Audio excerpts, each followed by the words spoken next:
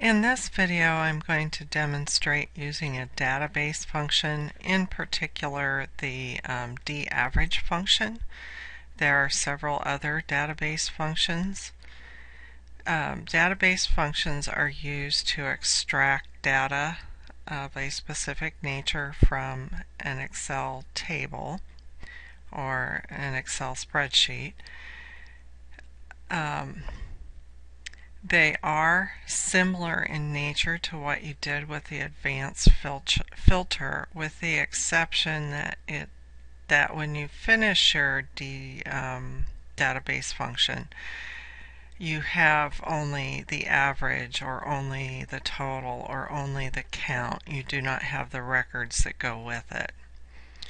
So before I actually switch to my spreadsheet and start working on the database function, I want to talk about the function syntax. So the database functions follow the same basic syntax for all of them. The first argument is the table range, or the database, which refers to the cells where the data to be summarized is stored. So in this instance, in the worksheet that we're going to use, it would be the employee table in the first worksheet. The second argument is the column to be summarized, or the column to summarize. And that's the name of the field name for the column where the data is stored that you want to average or total or count. The final argument is the criteria range, and that is where you put the criteria that you want the database function to use when performing this calculation. So let's take a look at the worksheet. I think it will make more sense once we get started on it. So this is the criteria range. This is what I'm talking about when I say the criteria range. It's kind of like what we had in the advanced filter, except we're not using all of the column headings. So for this particular criteria set here, it's salaried females. So for sex, I'm going to put F, pay type is S. And then I have a similar criteria range for the salaried males. And also a criteria range for hourly females and for hourly males.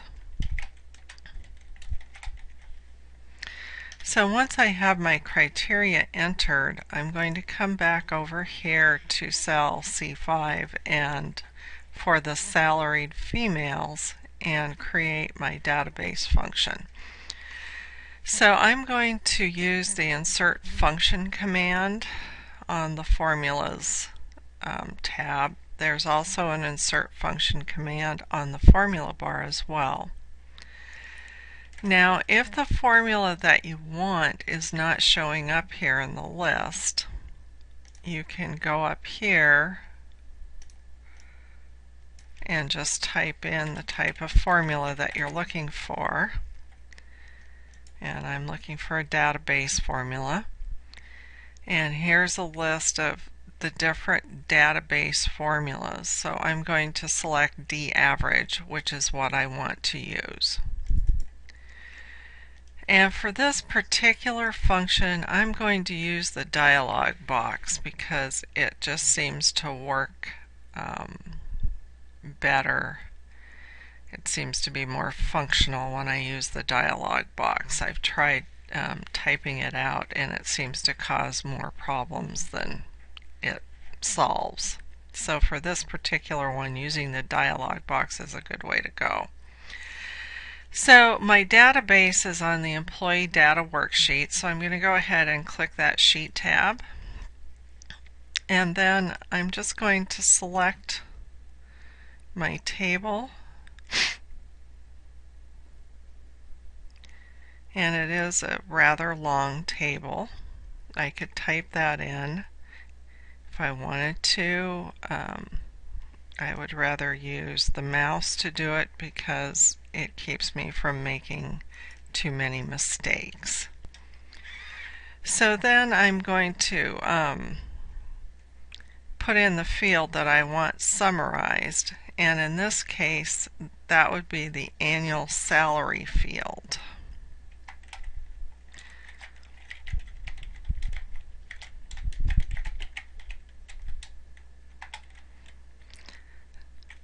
And finally, I'm going to put in my criteria range. And notice here, just like when we did the payment function, Excel is coaching you. It says down here, criteria is the range of cells that contains the conditions you specified.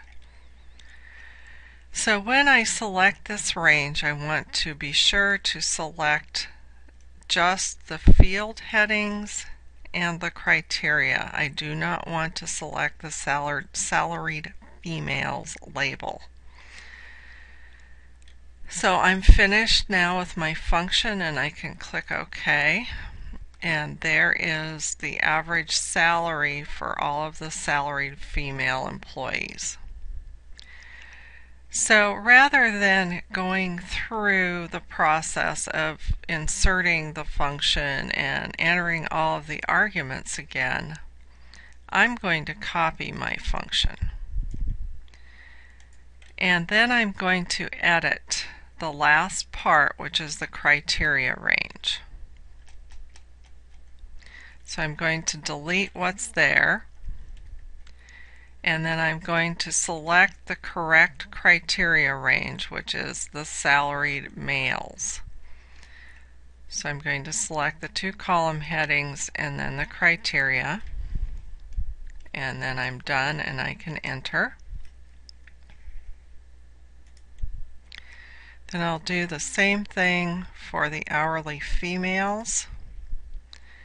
I'm going to copy the formula and then go ahead and edit the formula so that the criteria range is the criteria range for the hourly female employees.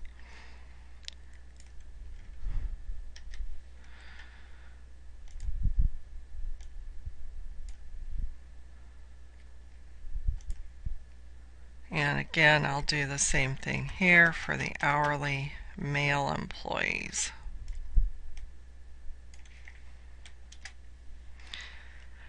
I prefer copying and editing the formula simply because for me there's less margin for error. But you do need to be careful and think about where is that criteria range that I need to stick in the formula when it's with hourly male or when it's with salaried female, for example.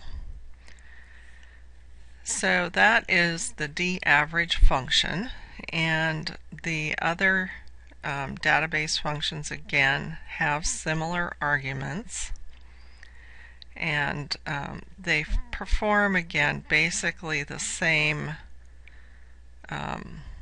function as the advanced filter.